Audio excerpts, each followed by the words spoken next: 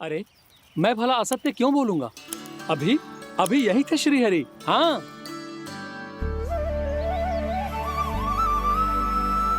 हाँ, जैसे श्री हरि को तो कोई कार्य है ही ना। वो तो आतुर होके बैठे रहते हैं कब तुम हरि हरि बुलाओ और वो दौड़े चले आए। भगवान तो भक्तों के पास आने के लिए सदैव आतुर रहते हैं। बल्कि सत्य तो यह है कि भक्तों के मन में ही निवास करते हैं भगवान। भगवान तो भक्त के पास आने के लिए सदैव ही आतुर रहते हैं शंकरी मौसी। बल्कि सच्ची बात तो ये है कि भगवान हमारे मन में ही निवास करते हैं। कम से कम तू तो इसे बढ़ावा मत दे जशोदा। जब देखो जब हरि नाम की रट लगाए रहते है। हरि बोलते बोलते ऐसो बावलो होता है कि सारा कार्य भूल जाता है। 2 दिन से अपनी मटकी के लिए चक्कर काट रही हूँ। अभी तो एक चक्कर और लगाना होगा आपको। आपकी मटकी तैयार हो गई है, अभी लाता हूँ।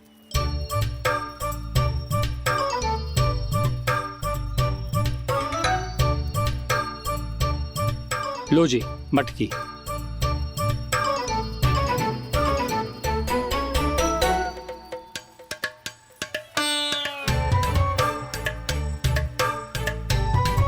इस कच्चे मटके का क्या करूं मैं?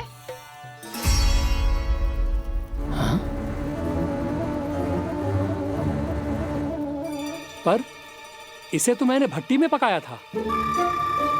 अब तू ही देख ले कितना ध्यान रहता है इस कार्य पे। और कह तो है कि श्री हरि आते हैं इससे मिलने। हाँ आते हैं और आगे भी आएंगे हमारे श्रीहरि हमसे मिलने। और आके मोक्ष देंगे, है ना? मांगूंगा तो मोक्ष भी दे देंगे, मांगूंगा तो मोक्ष भी दे देंगे, मांगूंगा तो मोक्ष भी दे देंगे। अभी तो ये बता कि तू मुझे मेरी मटकी कब देगो? और मेरी मांग कब पूरी करोगे भोला राम जी? मेरो घड़ा मेरे दिए तो तैयार है ना, कल एकादशी की पूजा और व्रत के लिए। एकादशी का व्रत? हाँ, एकादशी का व्रत। इसे करने से श्री हरि बहुत प्रसन्न होते हैं। अच्छा, फिर तो अभी लाया।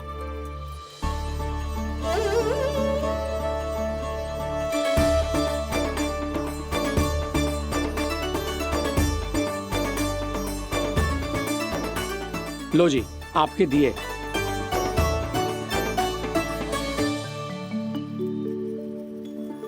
और जो हमने मांगा है वो? बाकी सब शेष द्वादशी के दिन मिलेगा, क्योंकि कल मैं भी एकादशी का व्रत रखूंगा, क्योंकि कल मैं भी एकादशी का व्रत रखूंगा, क्योंकि कल मैं भी एकादशी का व्रत रखूंगा।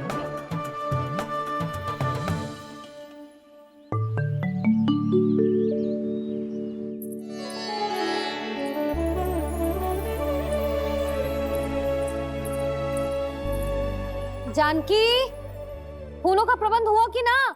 हाँ भाभी, जे रे। सदैव विलंब कराती है। पर भाभी इस बार तो फूल समय से ही लाई थी। क्या हुआ जशोदा? अभी तो पूजा की तैयारी ना हुई? देखो ना मौसी, ये जानकी ना कुछ छूट ही जाता है इसके कारण। एकादशी की पूजा और व्रत आते ही जसोदा भाभी इतनी वग्र हो जाती है। ऐसो क्या होगा इस पूजा में?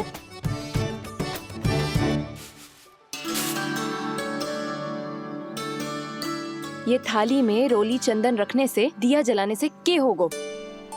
आपको पता भी है एकादशी का व्रत क्यों रखते हैं? क्या महत्व है इसका? लो, जे तो मैं जसोमती रानी से पूछना भूल ही गया। पर हाँ भगवान, मेरे लिए इतना ही पर्याप्त है कि इस व्रत को रखने से मेरे श्रीहरि हमसे प्रसन्न हो जाएंगे।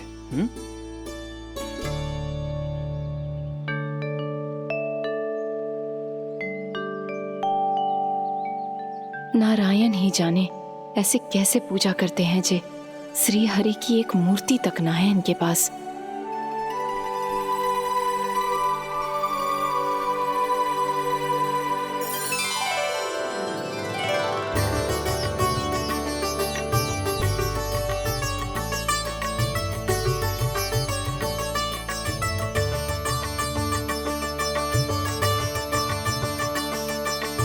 प्रभु, न तो मेरे पास मूर्ति है और ना तो इस व्रत के विधि विधान के बारे में मुझे जानकारी है और ना ही मुझे इसके महत्व के बारे में जानकारी है, पर फिर भी मैं करना चाहता हूं।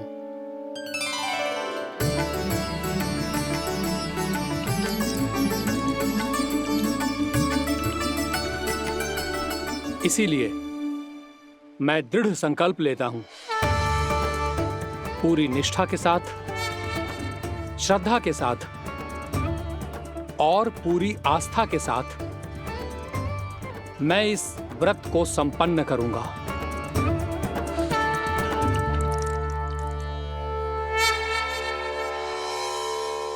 हम संकल्प लेते हैं कि एकादशी के व्रत को पूरी निष्ठा के साथ संपन्न करेंगे।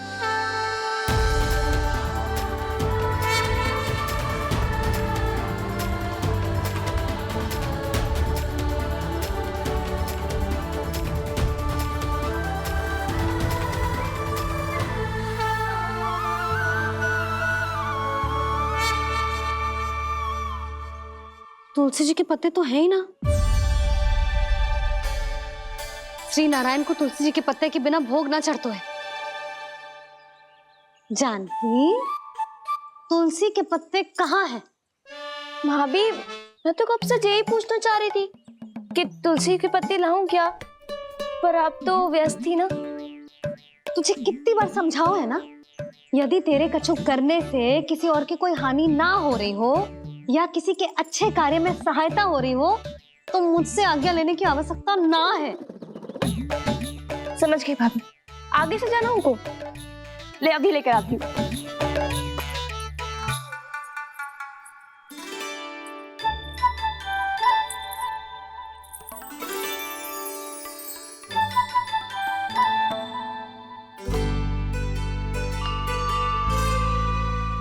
ताऊ, आपने पहले ये व्रत करो है? आपको इसका महत्व पता है? भाभी चले। जानकी, तुमने ये व्रत करो है? फिर तुमको इसका महत्व पता है?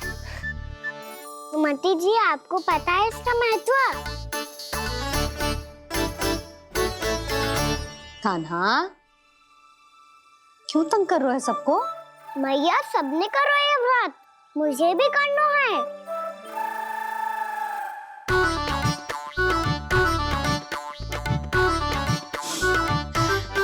ये व्रत केवल बड़ों के लिए होती है लल्ला।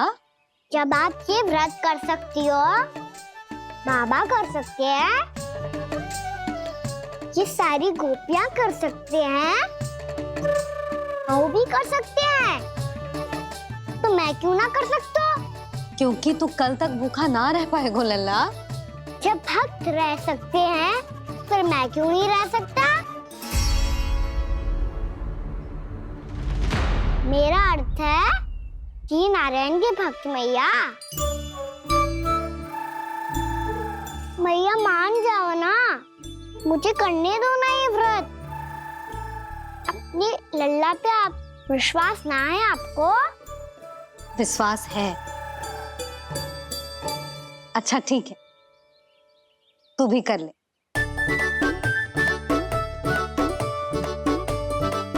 पर मैया, व्रत की कथा तो सुनाओ, मैं तो अबध हूँ ना। मुझे कैसा पता चलेगा कि ये व्रत करते क्यों हैं?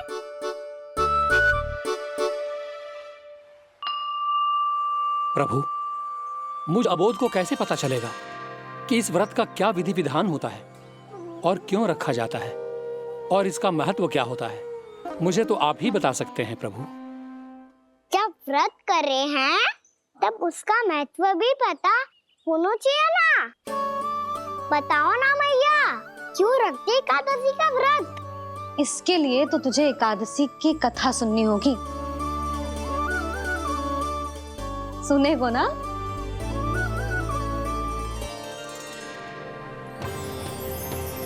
वसुदेव सुतं देवं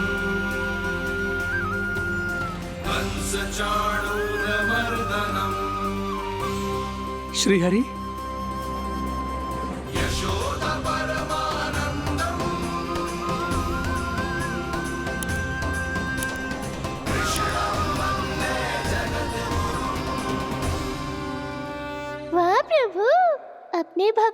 एकादशी व्रत का महत्व समझाने का अच्छा उपाय खोज निकाला है आपने।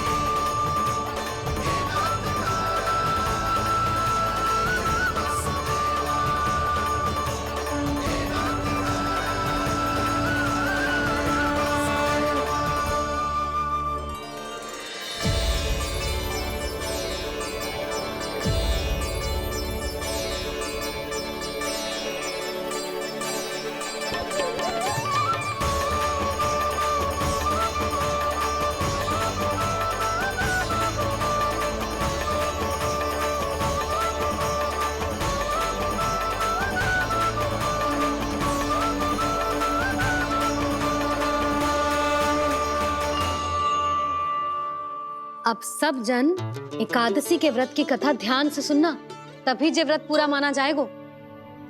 समझो लल्ला।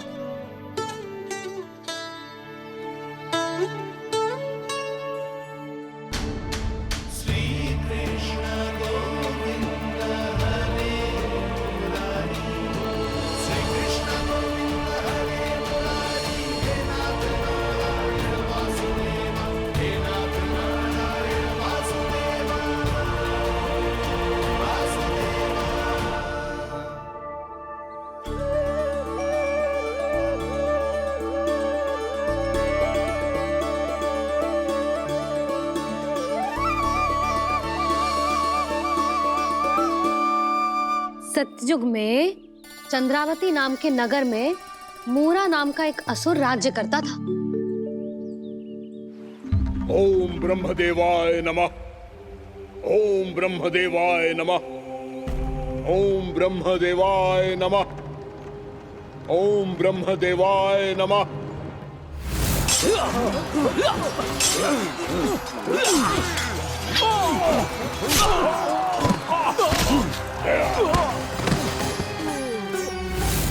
ओम ब्रह्मदेवाय नमः।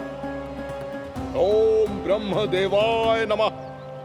जब उसने देवताओं के हाथों असुरों की पराजय देखी, तब वो वरदान पाने के उद्देश्य से ब्रह्मा जी की तपस्या करने चला गया।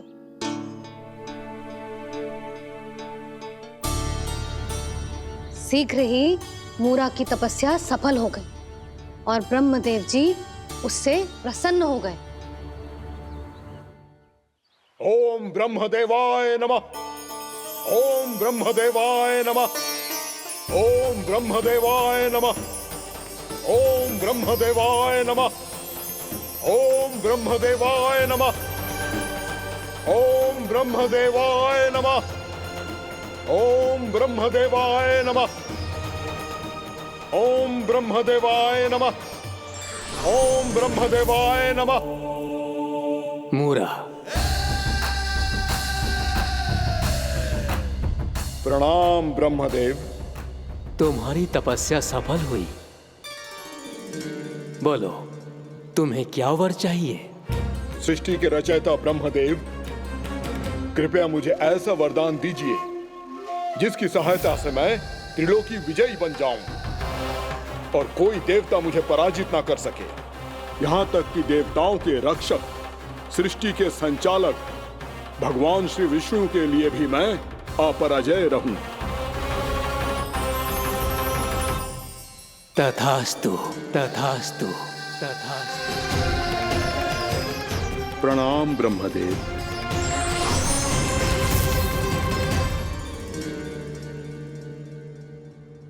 ऐसा वरदान पाकर मूरा बहुत अभिमानी होगा। यक्षों, किन्नरों, यहाँ तक कि देवताओं को भी युद्ध के लिए ललकारने लगो, पर किसी ने भी उसकी ललकार को स्वीकार ना करो, क्योंकि सभी उसकी शक्ति से बहुत भयभीत थे और उसके सामने युद्ध किए बिना ही अपनी पराजय स्वीकार करने लगे और फिर दंभ में आके उसने स्वर्ग लोक पर भी आक्रमण कर दिया। और देवराज इंद्र तक को चुनौती दे डाली।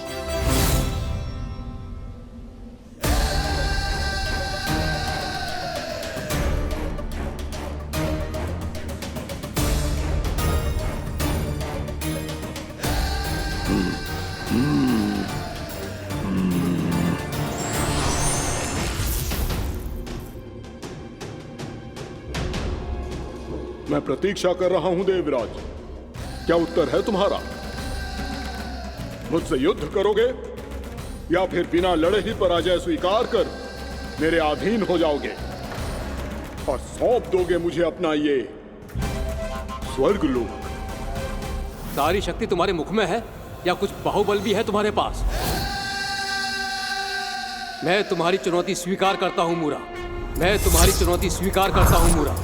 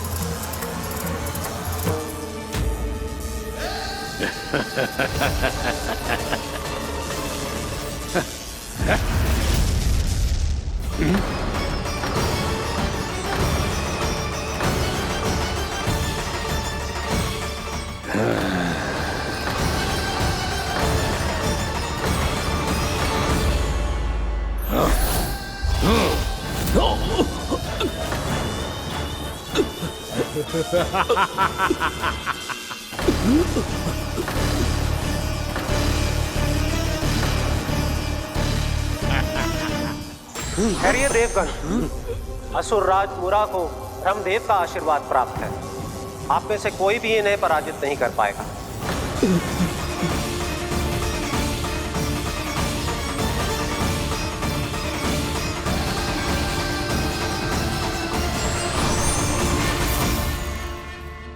एक अवसर और देता हूं देवराज, युद्ध या अधीनता,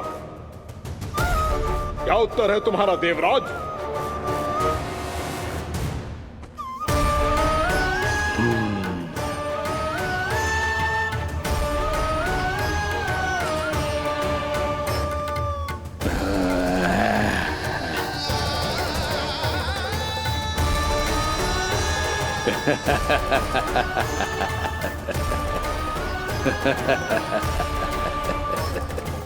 इंद्र और सभी देवताओं ने मूरा के आतंक में आके उससे भयभीत होके अपना सिंहासन छोड़ दियो।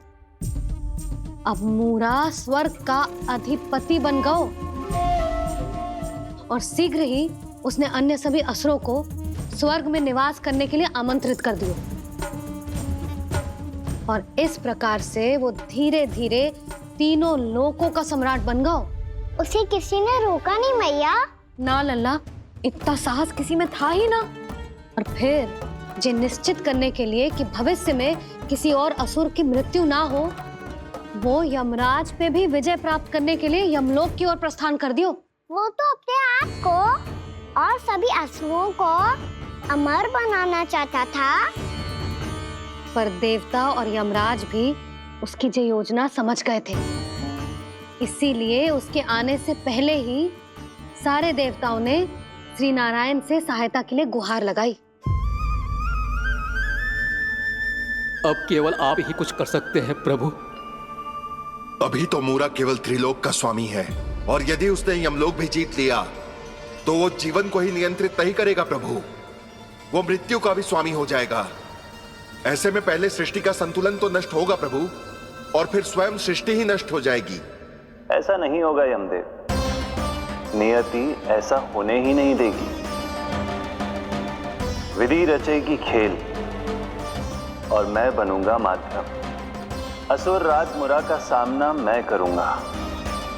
बस आप मुझे चुनौती देने के लिए उसे तैयार कर लीजिए, चाहे उसके लिए आपको साम दाम दंड भेद कोई भी उपाय क्यों ना अपनाना पड़े।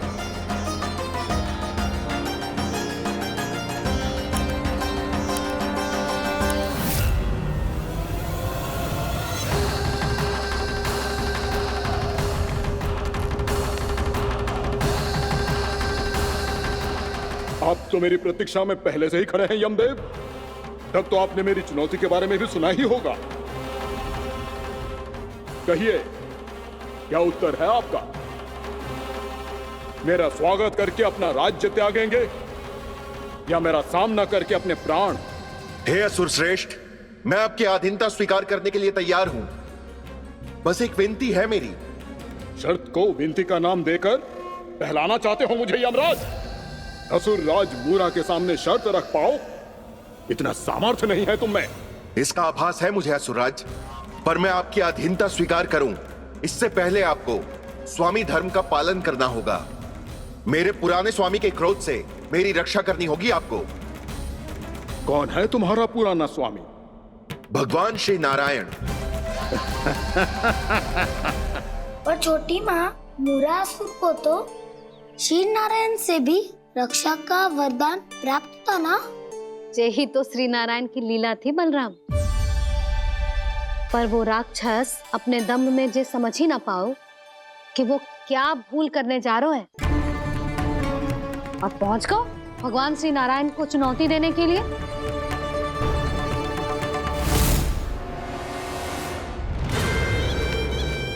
वहीं ठहर जाओ असुर राज मूरा।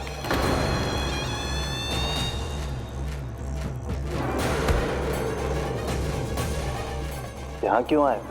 आपको पराजित करने और ये वैकुंठ जीतने, ताकि मैं यमलोक का स्वामी बन सकूं। फिर आओ, युद्ध भूमि में मेरा सामना करो।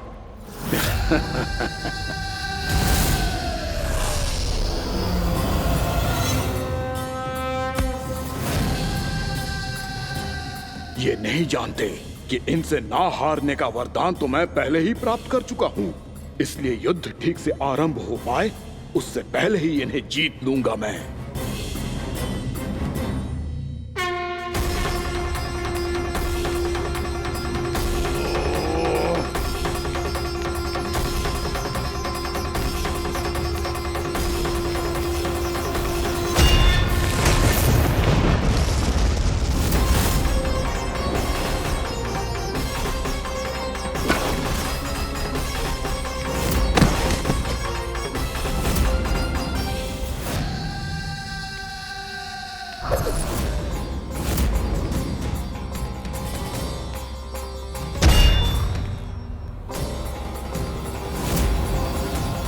और इस प्रकार जे युद्ध वर्षों वर्षों तक चलता रहो। दोनों योद्धा पूरे ब्रह्मांड में अनेक अस्त्रों शस्त्रों के साथ युद्ध करते रहे।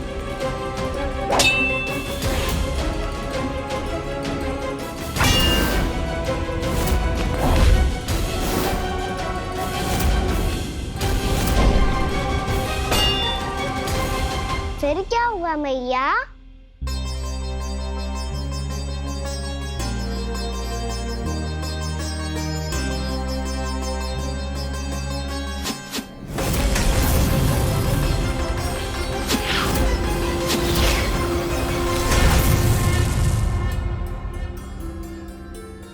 उस युद्ध को कभी समाप्त हुआ हो, पर कैसे?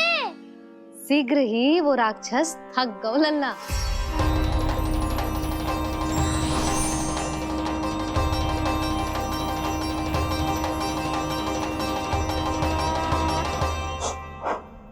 खड़े खड़े देख क्या रहे हैं नारायण? आक्रमण कीजिए, वध कर दीजिए मेरा।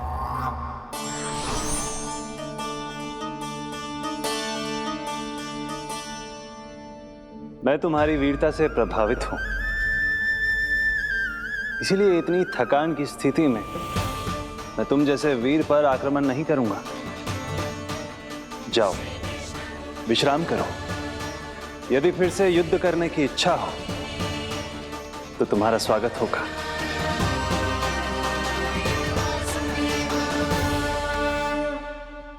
जे कह के श्री नारायण बद्रिका आश्रम चले गए और वहां हिम्मत नाम की एक कंदरा में ध्यान लगा के बैठ गए। उधर वो राक्षस विश्राम करने लगो। अनेकों दिन बीत गए और अब वो राक्षस मूरा फिर से स्वस्थ होके बलवान हो गया था। उसने अपनी सारी शक्ति फिर से प्राप्त कर ली थी। श्री नारायण ने उस पर दया करी थी, पर वो फिर से श्री नारायण को छलने को तैयार होगा।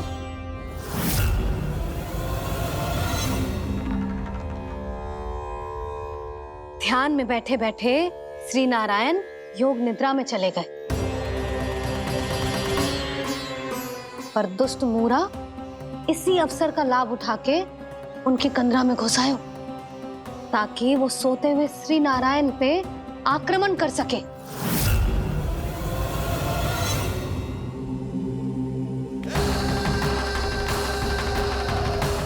आज इस लंबे युद्ध को जीतकर अपने इस अंतिम शत्रु का भी अंत कर दूंगा मैं।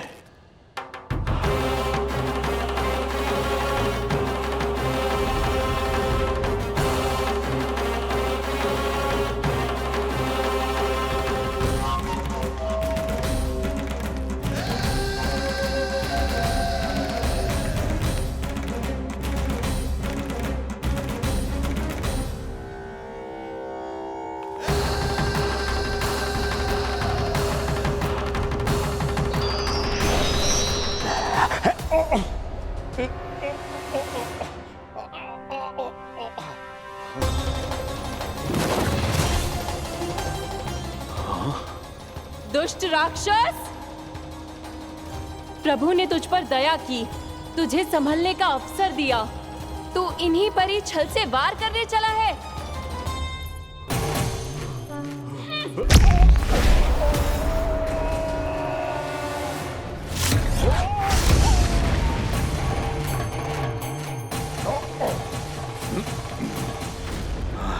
मैं अजय हूँ, मुझे कोई पराजित नहीं कर सकता। ब्रह्मा का वरदान है मुझे। तूने नारायण से अपराजय होने का वरदान मांगा था मूर्ख, उनकी शक्ति से नहीं। ध्यान से देख, मैं तेरी मृत्यु हूँ, मृत्यु।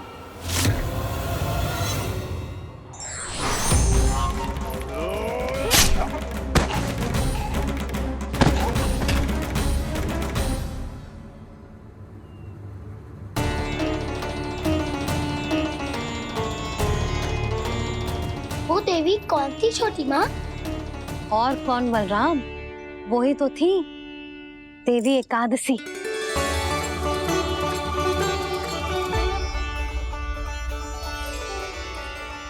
मुझे क्षमा कीजिए प्रभु, आपकी आज्ञा के बिना ही युद्ध करके आपके शत्रु को मृत्यु के घाट उतार दिया। क्षमा नहीं, आपकी तो प्रशंसा होनी चाहिए देवी। असुर राज को मारकर आपने सभी देवताओं को मुक्त करवाया है। इस पापी के अहंकार से तीनों लोकों की रक्षा की है आपने। आप एकादशी की तिथि पर मेरी एकादश इंद्रियों से उत्पन्न हुई हैं। इसीलिए मेरे सभी भक्त आपको उत्पन्न एकादशी के नाम से जानेंगे।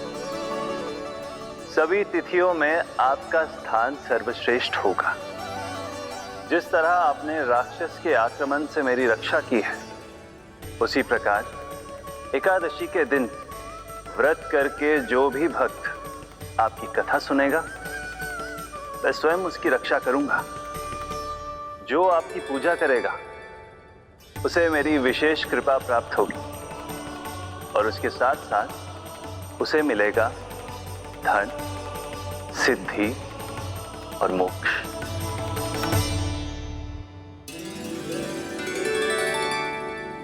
इसीलिए आज के दिन व्रत रखने का बहुत अधिक महत्व होता है। बोलो एकादशी मैया की जय। बोलो श्री नारायण भगवान की जय।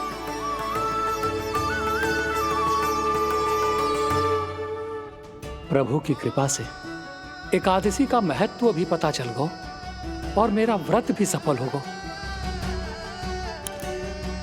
अभी नहीं भूला राम, एकादशी का व्रत पूरी तरह तभी सफल होता है जब द्वादशी के दिन उसे पूरा किया जाता है।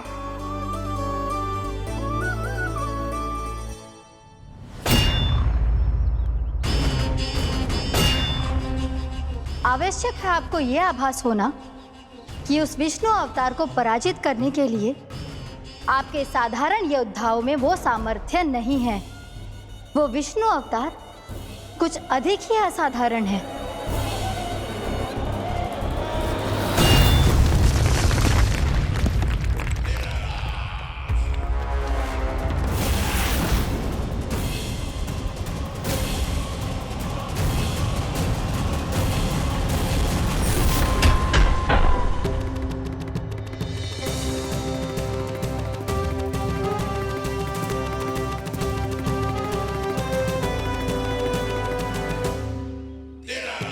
अब मैं दिखाऊंगा उस विष्णु अवतार को असाधारण शत्रु क्या होता है।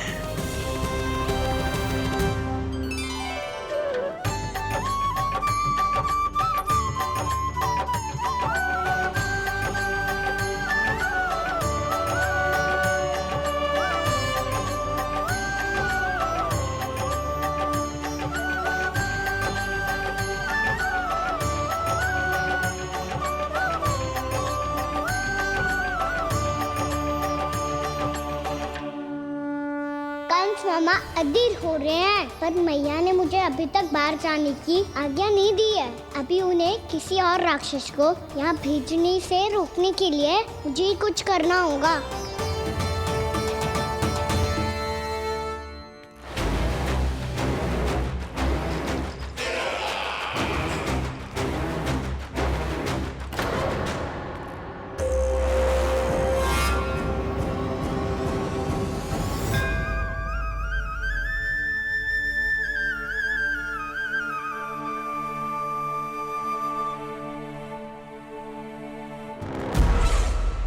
कौन हो तुम? बचपन से ही मुझे मारने का सपना देख रहे हैं, फिर मुझे ही नहीं पहचानते।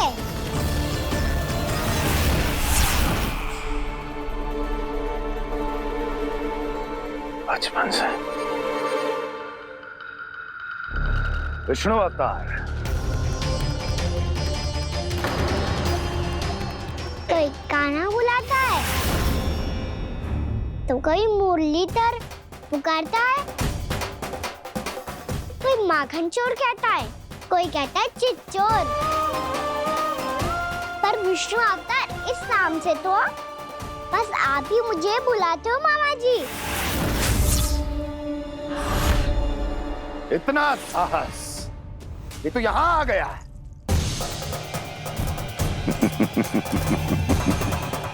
यहाँ आ तो गया तू विष्णु अवतार, किंतु यहाँ से जीवित नहीं जाएगा।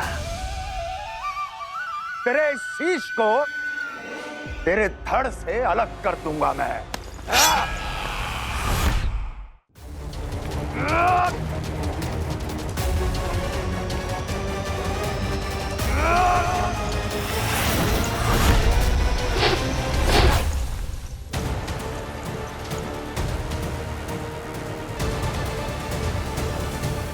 वहाँ कहाँ देख रहे हो मामा जी?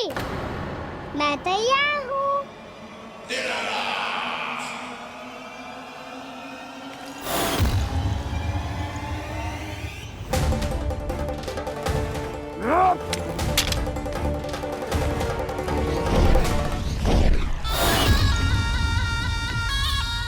मामा जी, आप सदैव इसी तरह क्रोध में रहते हो क्या?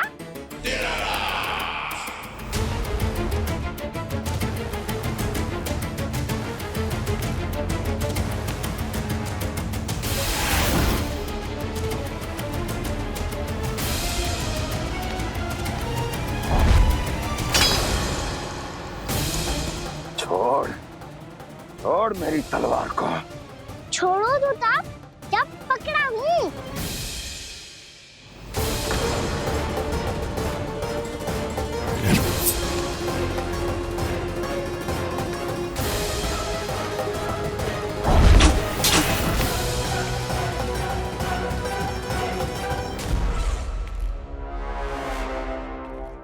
मामा जी,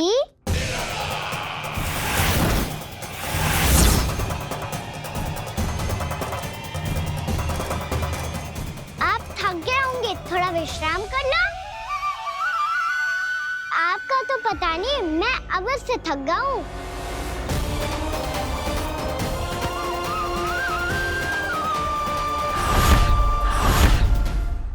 मेरे सिंहासन पर बैठने का तो साहस।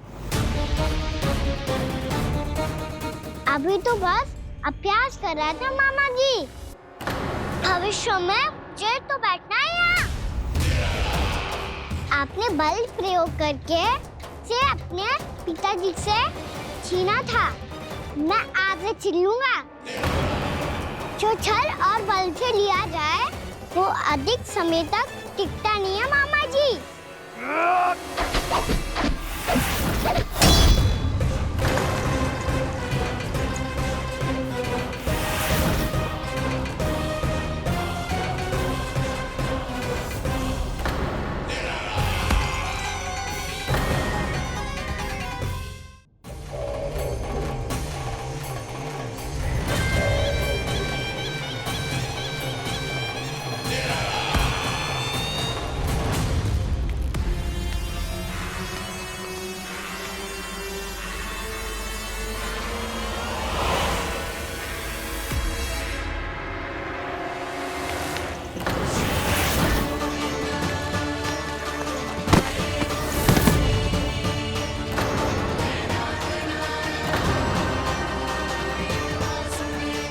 शीघ्र ही आपको ये सिंहासन छोड़ना होगा।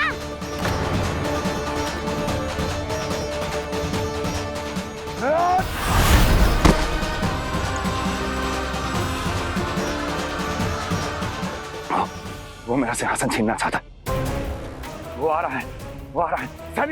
सैनिकों, सैनिकों! दुर्जन, बंद कर दो सभी द्वार और झरोखे, सब के सब। इसकी हर संभावना पर इतना कड़ा पहरा बिठा दो कि ना तो कोई महल के भीतर आ सके, ना कोई बाहर जा सके। मुझे महल की चप्पे चप्पे की सूचना चाहिए। जाओ।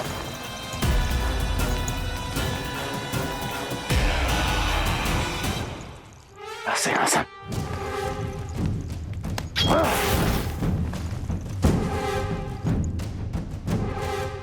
अब आ, दुष्ट मायावी, ए छलिया विष्णु अवतार, मैं कंस तेरी प्रतीक्षा कर रहा हूँ। आ, देखता हूँ मेरे सिंहासन पर कैसे बैठता है तू। आ, मुझे तो बस कुछ समय चाहिए था, वो मिल गया। अब करते रहिए आप प्रतीक्षा।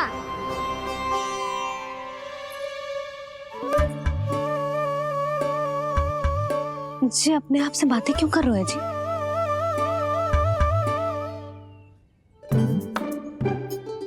आप मुस्कुरा क्यों रहे हो?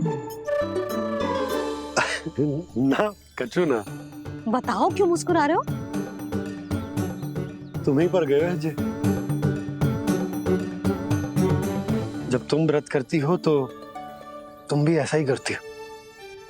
इसी प्रकार भूख अधिक लगने पर अपना ध्यान भटकाने के लिए स्वयं से ही बड़बड़ाती रहती। होगा। आपको तो बस मेरा उपहास उड़ाने के लिए बहाना चाहिए।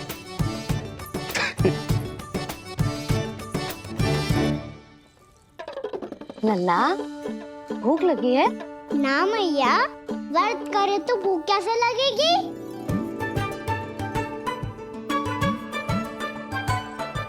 यदि लगी हो तो छोटे बालकों को थोड़ी बहुत भूल चूक क्षमा होती है। कछु ना तो फल तो तू खा ही सकते है। अब तो पूरे नियम और विधि विधान से व्रत तोड़ूंगा। कल द्वादशी के सुबह मुहूर्त के अनुसार। ठीक।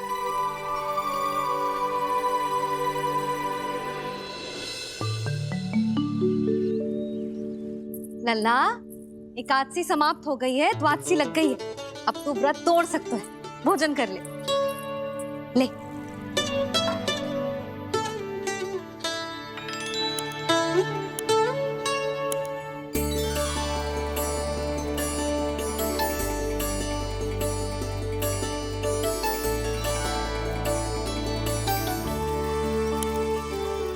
अरे, इसी क्षण कार्य आरंभ करना आवश्यक ना है। कुछ खा तो लो। ना ना, अभी बिल्कुल भूख ना है। और हाँ भगवान, तुम्हें चिंता करने की आवश्यकता नहीं है। आज मैं किसी को भी 2 शब्द कहने का अवसर नहीं दूंगा।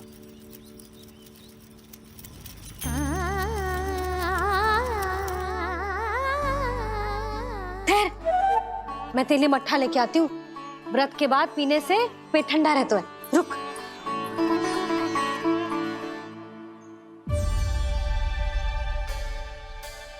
भक्तों ने अभी तक व्रत नहीं तोड़ा है, मैं कैसे तोड़ लूं? भूख कहाँ से होगी? श्री हरि नाम से पेट तो भर लेते हो। श्री हरि श्री हरि श्री हरि।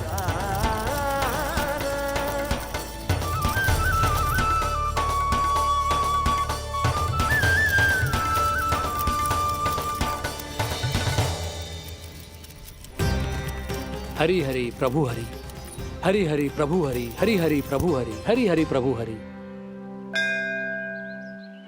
कल से अन्न का एक दाना ना गो है पेट में।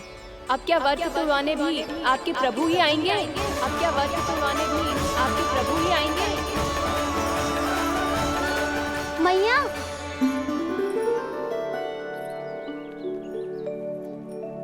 मैया पहले व्रत तोड़ के कच्चू खा तो लो।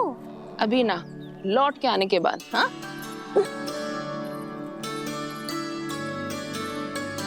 बलराम ठहरो पुत्र, पहले कुछ खा लो। व्रत तोड़ना आवश्यक होता है।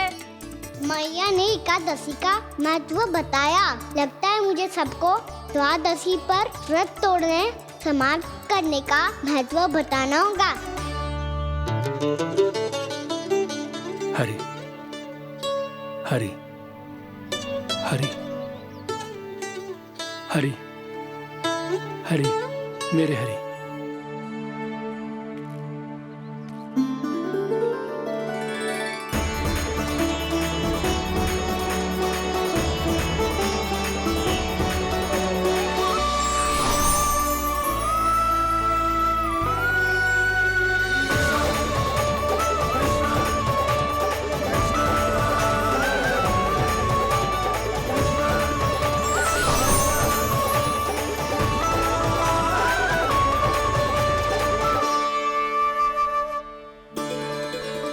अभी अभी तो मैंने बच्चों की मां को वचन दिया था कि आज किसी को शिकायत करने का अवसर ना दूंगा, और अब मैं प्रभु श्री हरि की कल्पना जसोमती रानी के लल्ला में ही करने लगा। ना ना, ये ठीक ना है।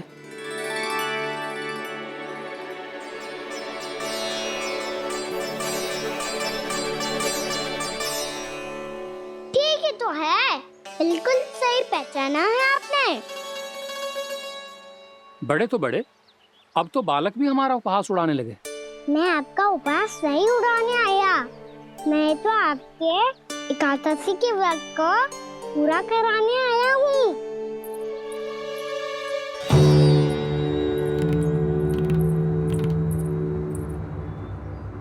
कान्हा,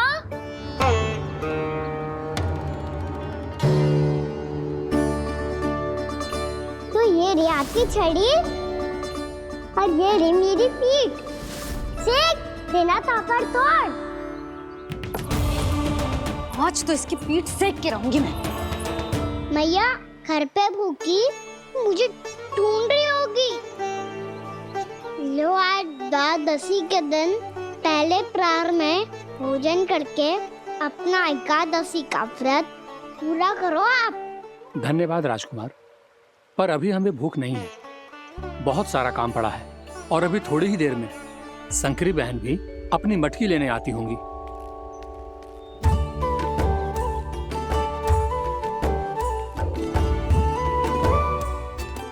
पर मैं आपका व्रत पूरा कराए बिना नहीं जा सकता।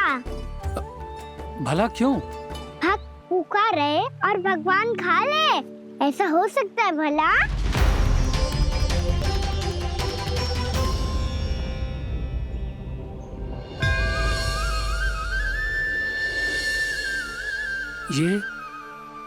ये कैसा भ्रम हो रहा है मुझे लगता है अपना काम करना चाहिए। द्वादशी के पहले प्रहर में व्रत पूरा करना बात आवश्यक हो तो है, ना तो एकादशी का व्रत भी पूरा ना मानो जातो। इतनी सारी ज्ञान की बातें तुम्हें कैसे पता है लल्ला?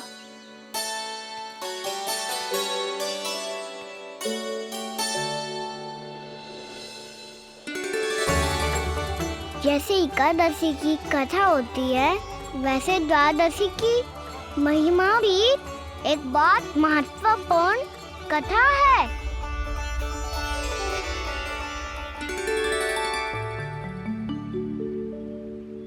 कैसी कथा? बिल्कुल सही समय पे आई हो आप, क्योंकि आपको ये कथा आपको अवश्य सुननी चाहिए।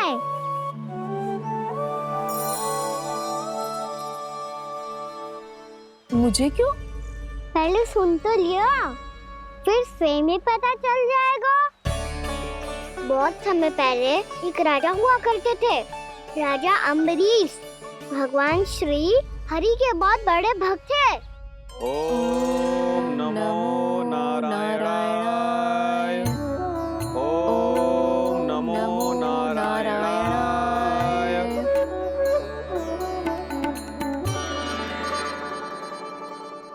नेक पुण्य के काम करते थे वो। अपनी पत्नी के साथ हरि का नाम जपते रहते थे। उन्होंने 12 माह एकादशी का व्रत करो, निर्जल पास किया, और जब उनकी 12वीं एकादशी का व्रत द्वादशी के दिन तोड़ने का समय हुआ, तभी महर्षि दुर्वासा अपनी 100 शिष्यों के साथ उनके महल में पधारे। प्रणाम स्वीकार करें महर्षि। आप जैसे महान ऋषि मेरे राज्यसभा में आए, वो भी ऐसे अवसर पर जब मैं और मेरी पत्नी निरंतर 12 एकादशियों के बाद अंतिम एकादशी का व्रत तोड़ेंगे। इससे बड़े सौभाग्य की क्या बात हो सकती है हमारे लिए? आज आपके साथ साथ मेरा और मेरे शिष्यों का एकादशी व्रत भी पूरा होगा।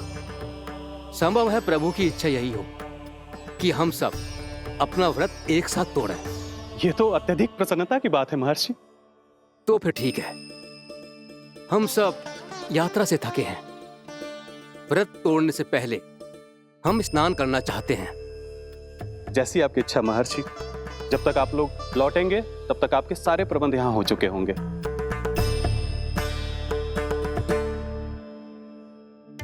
महर्षि दुर्वासा स्नान करने गए थे, पर उन्हें लौटने में विलंब हो रहा था, और इधर द्वादशी पर व्रत पूरा करने का मुहूर्त बीता जा रहा था। महाराज अम्बरीश बड़ी विरगता के साथ महर्षि दुर्वासा के लौटने की प्रतीक्षा कर रहे थे।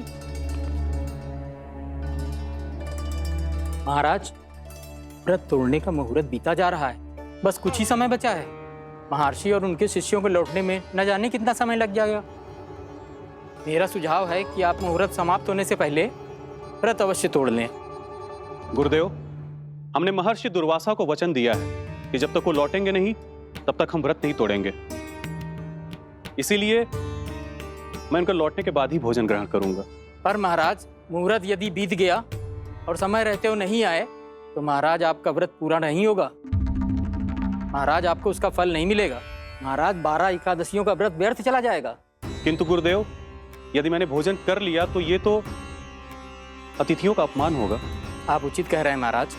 भोजन के लिए उनकी प्रतीक्षा अवश्य कीजिए महाराज, पर मुहूर्त रहते हुए एक तुलसी का पत्ता और जल ग्रहण कर लीजिए।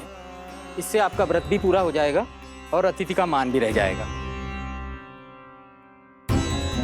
आपका सुझाव अच्छा है गुरुदेव।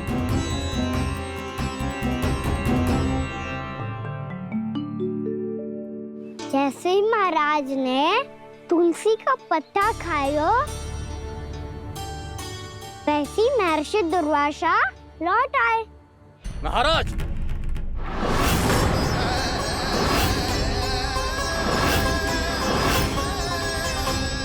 महाराज को उपास तोड़ते देखते बहुत क्रोधित हो गए।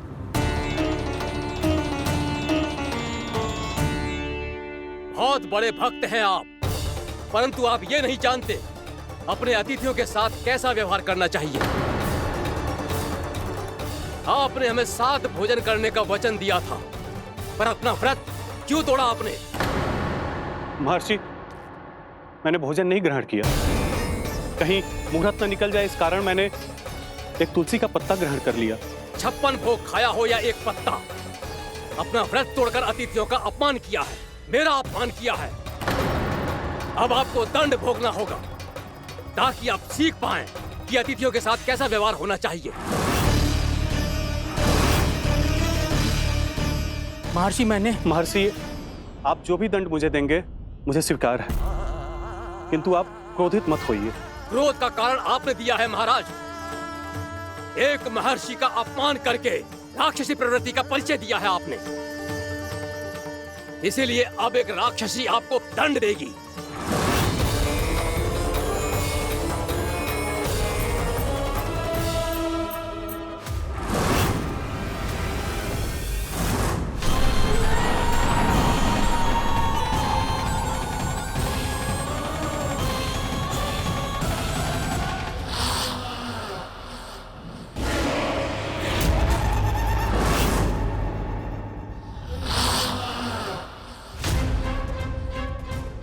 हे प्रभु, यदि मैंने सच में महर्षि का अपमान करने की भूल की हो तो मैं उसका परिणाम भोगने के लिए प्रस्तुत हूं।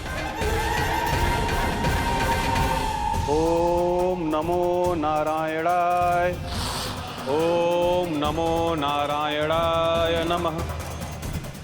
महर्षि दुर्वासा को यह आभास ही नहीं था कि महाराज अम्बरीश ने उनका अपमान नहीं किया था, फिर भी उसे अपमान मान के वो श्री नारायण के भक्त पे संदेह कर रहे थे। मैंने भी तो भोला राम की भक्ति पे संदेह किया था।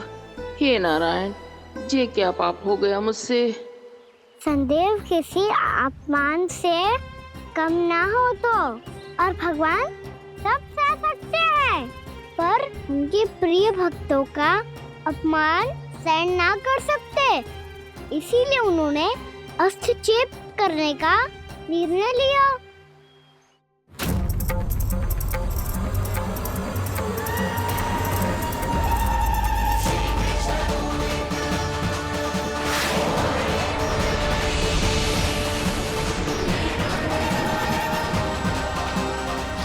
ओम नमो नारायणाय।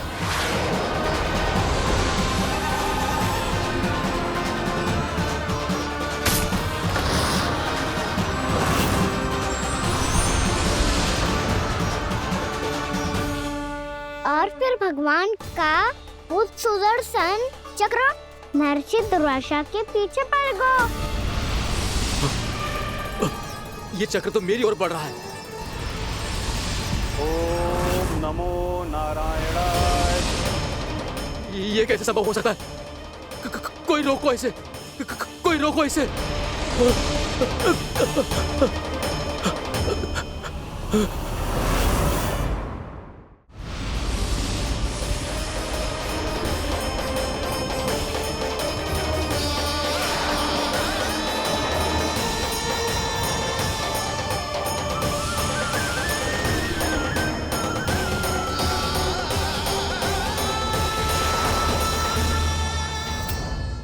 चक्र से अपने प्राण जैसे तैसे बचाते बचाते महर्षि दुर्वासा ब्रह्मलोक जहाँ पहुँचे।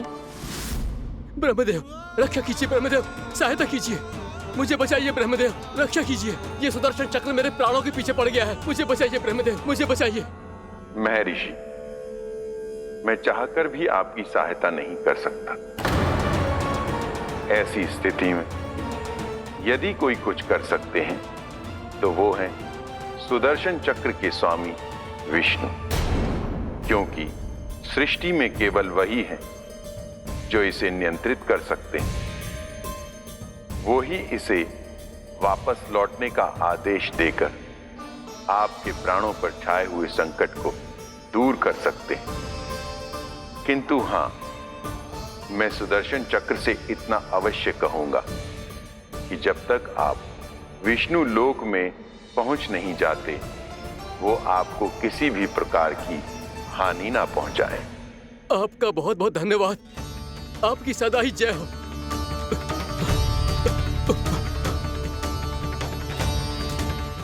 फिर क्या था? भागते भागते महर्षि दुर्वासा सीधे भगवान श्री हरि के शरण में बैकुंठ पहुंच गए। त्राहिमाम प्रभु, त्राहिमाम, मुझे बचाइए, मेरी सहायता कीजिए प्रभु, मेरी सहायता कीजिए। मैं आपके इस चक्र और ऊर्जा से नहीं भाग सकता प्रभु। कृपया करके अपने सुदर्शन को रोकिए, इसे वापस लीजिए प्रभु। यह असंभव है महर्षि। एक बार सुदर्शन चक्र मेरे हाथों से छूट जाए तो अपना उद्देश्य पूरा किए बिना, मेरे भक्तों की रक्षा किए बिना वापस नहीं लौटता। कोई तो उपाय होगा प्रभु, कृपया करके मेरे प्राण बचाइए प्रभु। मैं सुदर्शन की ऊर्जा से जलकर भस्म नहीं होना चाहता प्रभु। आप जो कहेंगे मैं करूंगा प्रभु। मेरी सहायता कीजिए प्रभु, मेरी सहायता कीजिए। एक उपाय है, किंतु मुझे नहीं लगता कि आप वो कर पाएंगे। मैं अवश्य करूंगा। मैं अपनी प्राण रक्षा के लिए कुछ भी करूंगा प्रभु। आपने मेरे भक्त राजा अम्बरीश को भक्ति का कर्तव्य निभाने के लिए अपमानित और दंडित किया है महर्षि, पर भक्त की रक्षा करना भगवान का कर्तव्य है। इसलिए यदि आप भक्त राजा अम्बरीश के पास जाकर क्षमा याचना करें और यदि वो आपको क्षमा कर दे तो ही ये चक्र आपके प्राण लिए बिना लौट सकता है।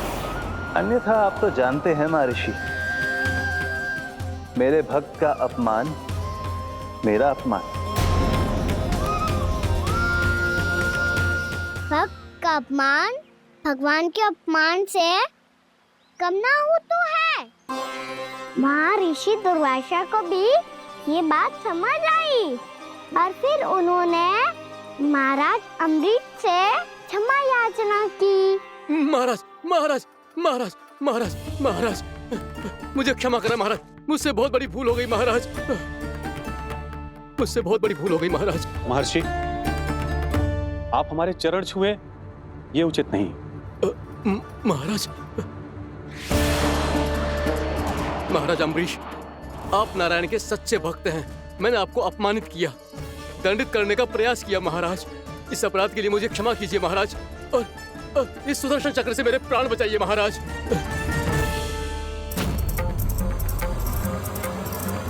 हे महान सुदर्शन, यदि महर्षि के लिए मेरे हृदय में अभी भी वही सम्मान और प्रेम हो जो इनके प्रथम आगमन पे था, तो कृपया आप अपने धाम वापस लौट जाइए।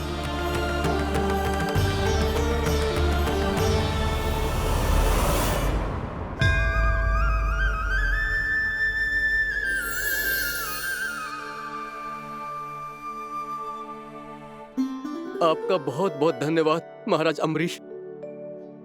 मैं आपको आशीर्वाद देता हूं कि आप देवराज इंद्र के समान शक्तिशाली हों। आपकी कीर्ति का पताका दसों दिशाओं में फहराए। मेरी बस एक ही इच्छा है महर्षि, कि मैं आपके साथ अपना उपवास तोड़ सकूं। अवश्य महाराज, हम सब भोजन आपके साथ करेंगे और अपने आप को नारायण की सेवा में अर्पित करके व्रत को पूरा करेंगे, क्योंकि आज जो यहाँ हुआ है उससे सिद्ध हो चुका है कि एकादशी व्रत का फल द्वादशी की सुबह भोजन करने से ही प्राप्त होता है।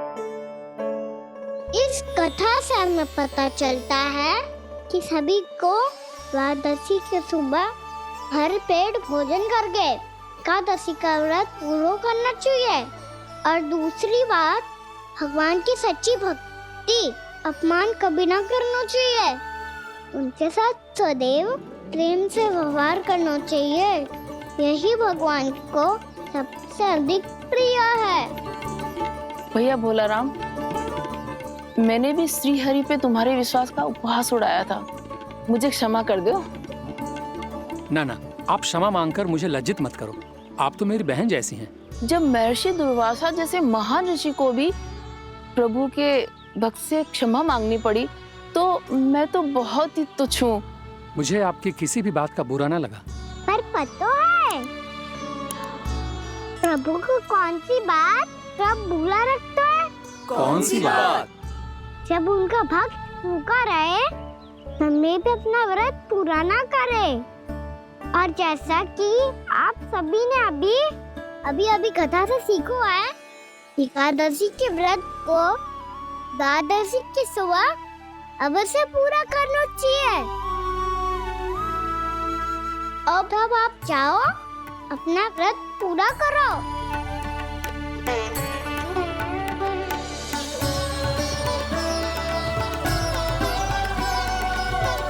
मैं आपके लिए जल लेके आती हूँ।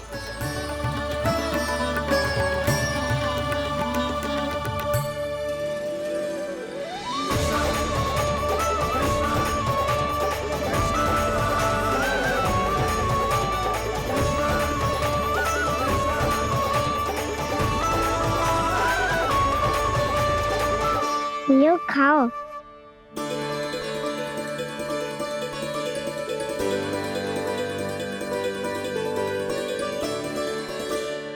कान्हा,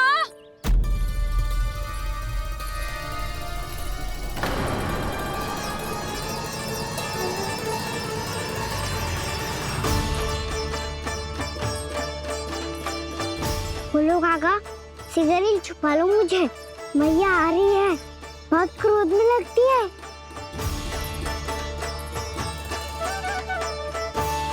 आज तो बहुत दंड मिलेगा। अभी क्षण भर पहले तो ये साक्षात भगवान के रूप में बात कर रहे थे और अब अचानक ही ऐसे बालक बन गए जो मैया से दंड मिलने के भय से व्याकुल हैं। बोला काका, किस सोच में पड़ गए? सिगरेट छुपा लो मुझे।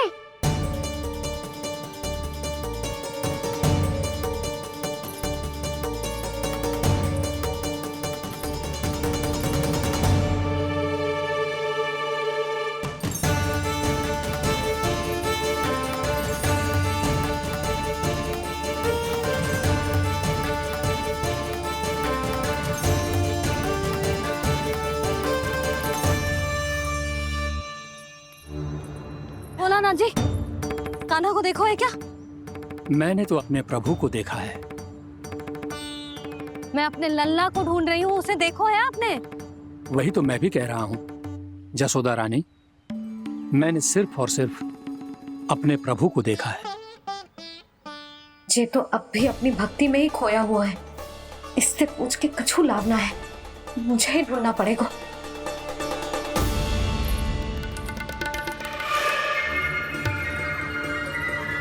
बच गए।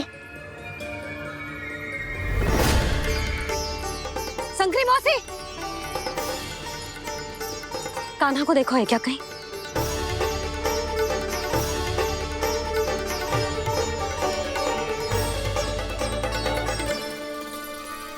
बोला काका, मुझे सिगरेट निकालो ना यहाँ से, मैया फिर से इधर ही आ रही है। सब कहते थे श्री हरि मेरे घर ना आ सकते। देखो आज प्रभु आ गए, उन्होंने अपने हाथ से मेरा व्रत पूरा कराया। हाँ आते हैं और आगे भी आएंगे हमारे श्री हरि हमसे मिलने और आके मोक्ष देंगे, है ना?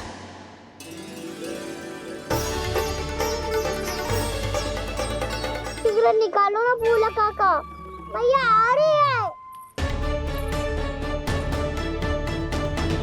मैं ना निकालूं? क्यों? मेरा अर्थ है मैं निकालूंगा, अवश्य निकालूंगा, पर तब तक नहीं निकालूंगा जब तक आप मेरी सारी बातें मान नहीं लेते हैं। कौन सी बात? प्रभु मुझे मोक्ष प्रदान कर दीजिए प्रभु। तथास्तु। ना ना ना ना प्रभु, मेरे साथ साथ मेरे परिवार को भी मोक्ष दे दीजिए। तथास्तु। अब तो निकाल दो, मैया देख लेंगी। ना प्रभु, मेरे परिवार के साथ मुझसे जुड़ी हुई हर वस्तु, जीव जंतु, प्राणी, गाय बैल भैंस, सभी को मोक्ष प्रदान कर दीजिए प्रभु। तथास्तु। प्रभु आप सच में अद्भुत हैं। मैंने जो मांगा आपने बिना सोचे समझे सब प्रदान किया। मैं ही अपनी मांगे बढ़ाता रहा। प्रभु प्रभु मुझे क्षमा कर दीजिए, प्रभु मुझे क्षमा कर दीजिए।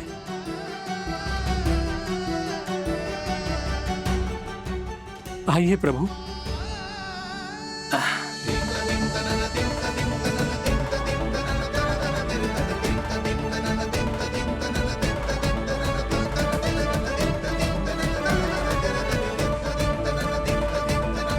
प्रभु, आप तो प्रभु हो, हरि हो, भगवान हो। आप चाहते तो इस मटके से स्वयं निकलकर बाहर आ सकते थे, फिर मेरी आपने हर इच्छा क्यों पूरी की? क्योंकि मेरे भक्त की इच्छा पूरी करने में मुझे भी प्रसन्नता मिलती है। ना तो मैं अपने भक्तों का अपमान सह सकता हूँ और ना ही उनकी इच्छा अधूरी रहने दे सकता हूँ।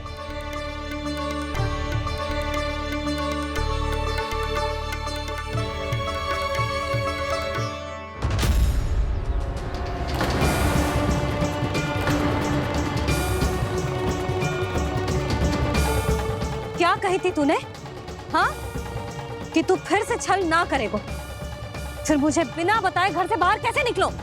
क्षमा करना मैया, पर जो आपने सिखाया था मैंने तो उसी का ही पालन करो है। फिर से चतुराई कर रहे हो है ना? हाँ? आप ही ने तो कही थी ना, यदि कछु करने से किसी को हानि ना पहुंच रही हो या फिर किसी अच्छे कार्य में सहायता हो रही हो तो आज्ञा लेने की आवश्यकता ना होती। यदि तेरे कछु करने से किसी और की कोई हानि ना हो रही हो या किसी के अच्छे कार्य में सहायता हो रही हो तो मुझसे आज्ञा लेने की आवश्यकता ना है। तो किस अच्छे कार्य के लिए आया है यहाँ? एकादशी के सुबह एकादशी का व्रत खोल के भोजन करा जाता है। ये बात ना तो भोला काका को पता थी, ना शंकरी मासी को और ना ही किसी और को। और तुझे पता थी? हाँ, मेरी मैया ने बहुत अच्छे से सिखाया है मुझे।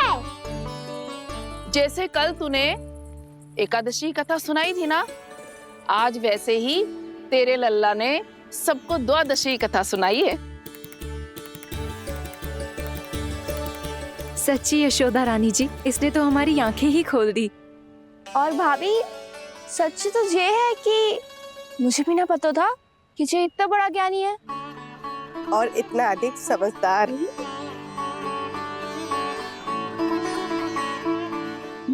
द्वादशी की कथा? वो तो मैंने इसे कभी सुना ही ना है। फिर इसे कैसे पता थी? रानी जी, जो स्वयं भगवान हैं, भला उन्हें कैसे कुछ नहीं पता होगा? मैंने तो इन्हें पहचान लिया। और हाँ, आप सब लोग भी इन्हें अपने अंतर मन की आंखों से देखिए, हो सकता है इन्हें पहचान पाएं। ये कोई और नहीं है, श्री नारायण है, मेरे श्री हरि, मेरे प्रभु। जय श्री हरि।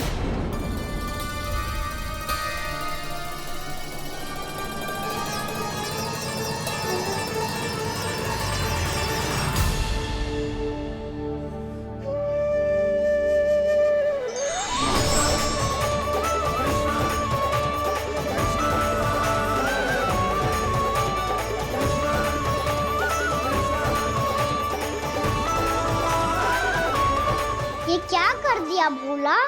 जिस रास्ते को मैंने इतनी कठिनाई से बचा के रखा था, सबके सामने उसे उजागर कर दिया तुमने।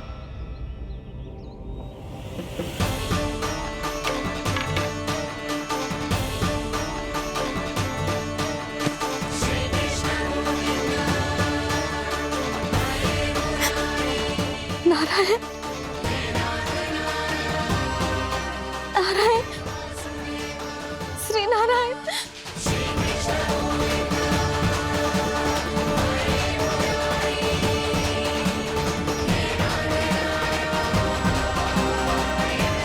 श्री नारायण।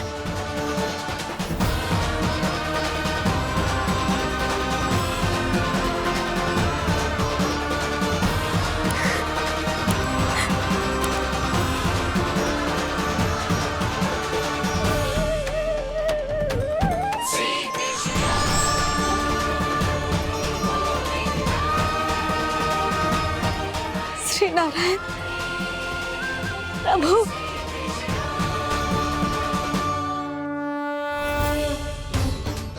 पराशर को इतने यत्न से संभाल के रखा था, आज वो सबके सामने खुल गया। और तो और मेरा भेद मैया को भी पता चल गया। बाबा सब कहते रहे पर मैंने एक न मानी। सबने कही थी कि आप भगवान हैं, पर मैं मूर्ख आपको पहचान ही न पाई। कितनी अभागी हूं मैं।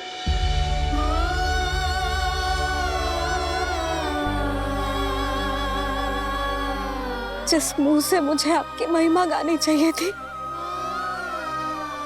उसी मुंह से मैंने आपको डांटा है।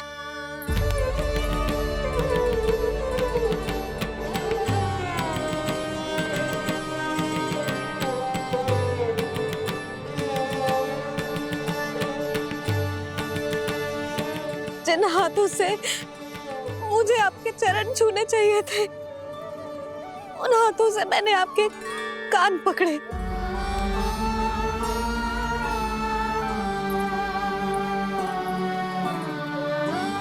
मुझे तो आपकी सेवा करनी चाहिए थी प्रभु, और मैंने आपको दंड दियो, आपको घर से बांध दियो।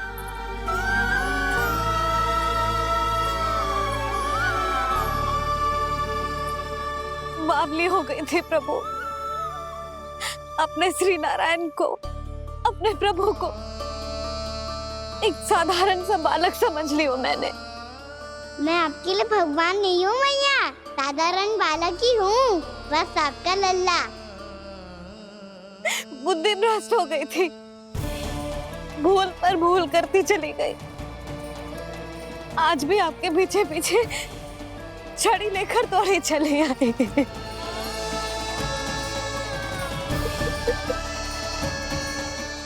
अपने आप को दोष मत दो मैया, आपके ममता के लिए तो जन्म लिया है मैंने। हमारा से मन बदलने मत दो, मेरे लिए वही पुरानी भैया बनी रहो आप, और मुझे रहने दो आपका वही नटखट लल्ला। मुझे क्षमा कर दो प्रभु, मुझे क्षमा कर दो। बाबा ये कैसा अंत हो गया आज? मैया तो मुझे भगवान मानने लगी, पर मैं इसे स्वीकार नहीं कर सकता। अभी नहीं बाबा, इतनी शीघ्र नहीं। आप ऐसे खड़े क्यों बाबा? कुछ ऐसा करो ना कि मैया फिर से मेरे मैया बन जाए। उनकी दृष्टि में भक्ति नहीं, ममता चाहिए मुझे। कान्हा, मेरे सामर्थ्य में हो तो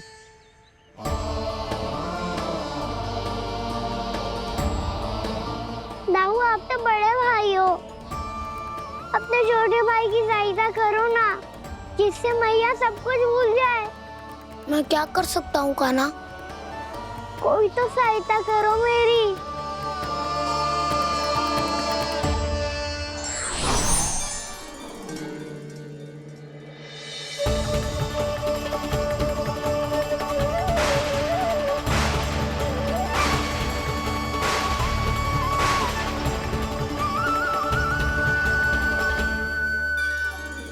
अपने आप को संभालिए प्रभु।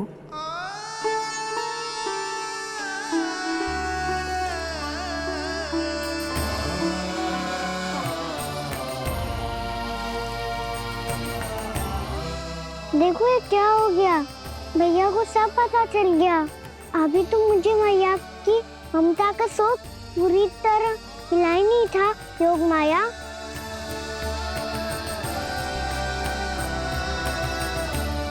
मेरी सहायता करो ना। कितनी अद्भुत है ममता की शक्ति। भगवान को भी एक साधारण बालक बना देती है।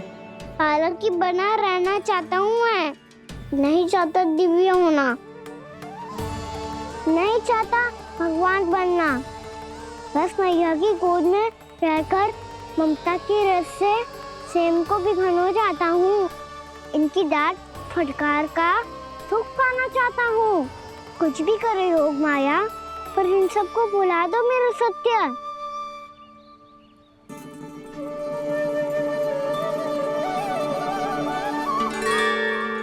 पर इन्हें तो मोक्ष का वरदान मिल गया है प्रभु, इसलिए इनके लिए समय की गति को लौटा पाना संभव नहीं होगा। प्रभु, अब मुझे ये सब भूलने की कोई आवश्यकता नहीं है। मुझसे जो त्रुटि हुई है अब वो दोबारा कभी नहीं होगी, और आज के बाद आपका ये सत्य मैं किसी को नहीं बताऊंगा प्रभु, क्योंकि मुझे पता चल गया है कि आपका यशोमती मैया के लल्ला बने रहना कितना आवश्यक है।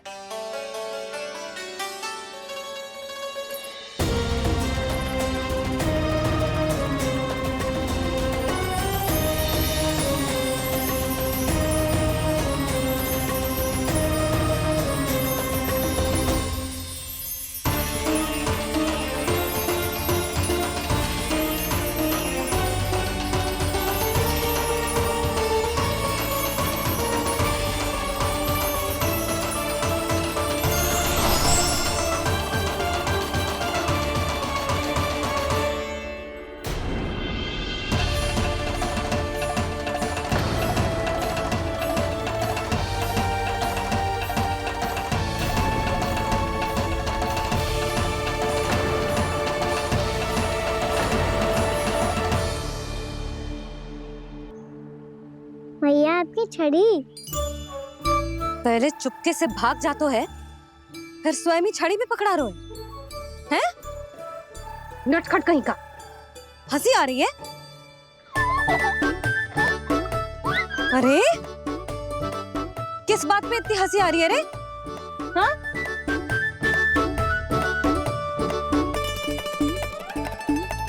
आपकी लीला अद्भुत है प्रभु, और अद्भुत है आपका मैया के प्रति प्रेम। हंसी ना है मैया, ये तो प्रसन्नता है, अपने मैया से मिल जाने की प्रसन्नता। अच्छा, ढूंढ मैं तुझे रही हूँ और तू कह रहे हो कि मैं मिल गई तुझे। तू घर चल लल्ला, अच्छे से पिटाई करूंगी तेरी।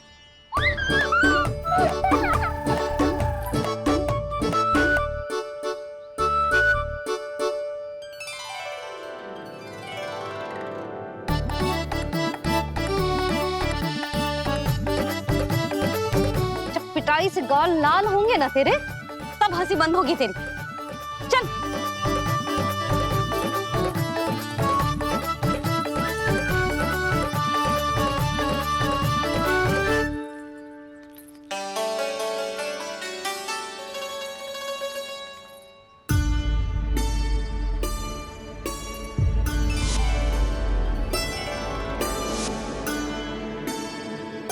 लगता है भैया की और चतन स्मृति वापस आ रही है।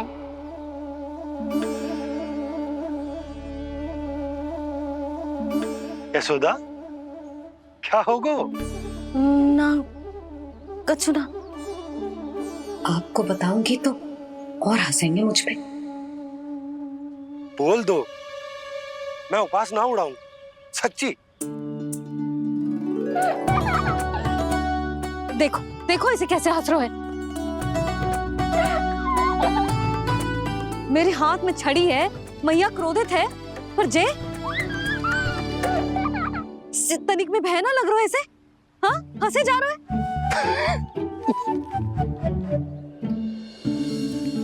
दोनों बाबा लल्ला एक जैसे हो।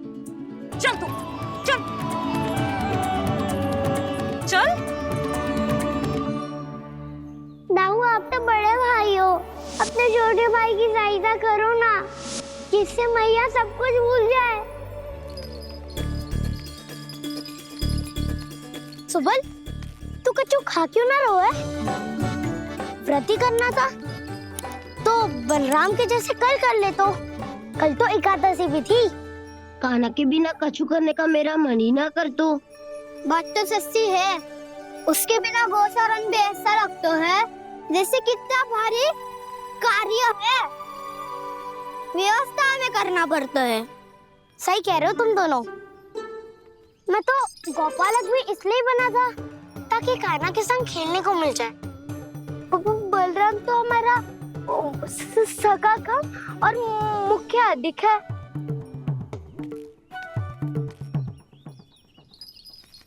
रुक जाओ, तुम सब कुछ देर विश्राम कर सकते हो।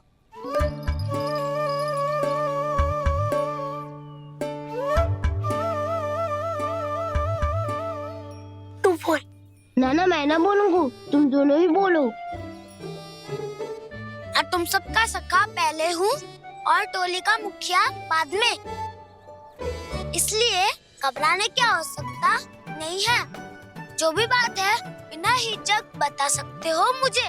तो फिर कुछ ऐसा करो ना कि कान्हा फिर से हमारे साथ गौचारण करने के लिए आने लगे।